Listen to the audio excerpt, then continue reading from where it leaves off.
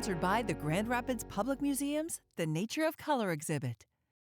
Welcome back. Some say spring rain can often feel like a reset for those who suffer from allergies, but that's actually not the case. Yeah, us being allergy sufferers ourselves. Although a few showers can bring some relief, it's only temporary if you didn't know. 13 on your side's meteorologist Amber Twardy is live on our weather deck this morning to explain why the rain can actually make seasonal allergies worse. Amber, I always thought this was the other way around. Yeah, a lot of people definitely think that way. Allergy sufferers all across West Michigan often breathe a sigh of relief, thinking that the rain coming is going to wash a lot of the pollen out of the air, but that's not exactly the case. Unfortunately, relief is typically temporary, and often following behind that rainfall and that small relief, we do continue to see allergy conditions actually getting worse. We spoke with an expert to clear the air.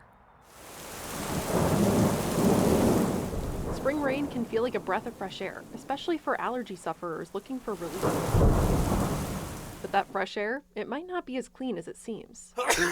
It's a common misconception that rain puts a stop to allergy symptoms, but showers and storms can actually shake things up, literally. A thunderstorm is going to involve different levels of humidity, wind gusts, lightning, and that actually causes rupture of the pollen grains and an increase in pollen and an increase in mold in the air. Much like thunderstorms themselves, Dr. Euchert, an allergy specialist at Grand Rapids Allergy, says the relationship between rain and allergens isn't simple.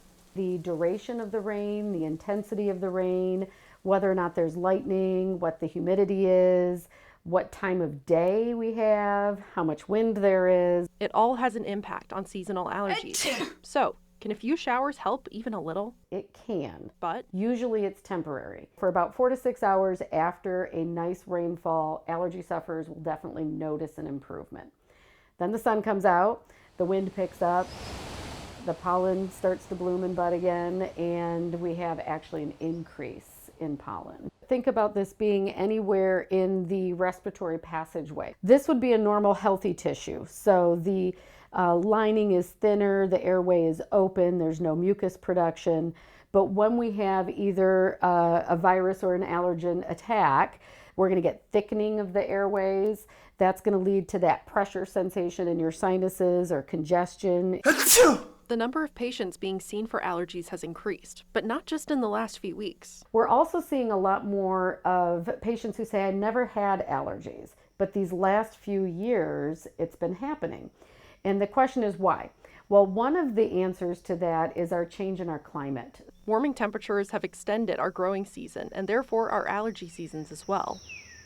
From 1970 to 2024 in Grand Rapids, the growing season increased by 25 days. That's almost a month. We've also seen an increase in the amount of allergen produced by an individual plant. So an average plant produces now more pollen than it did 20 years ago.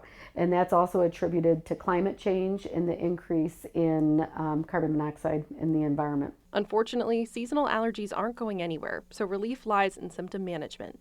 That means staying inside when the pollen count is high, turning on the AC, rinsing off after spending time outdoors, and using allergy meds when needed. So while spring showers may bring flowers, any relief from seasonal allergies only lasts a couple of hours. This is going to be something to really pay attention to these next couple of days too, with the pollen count already high and thunderstorms on the way to close out the week. For 13 on your side, I'm meteorologist Amber Twardy.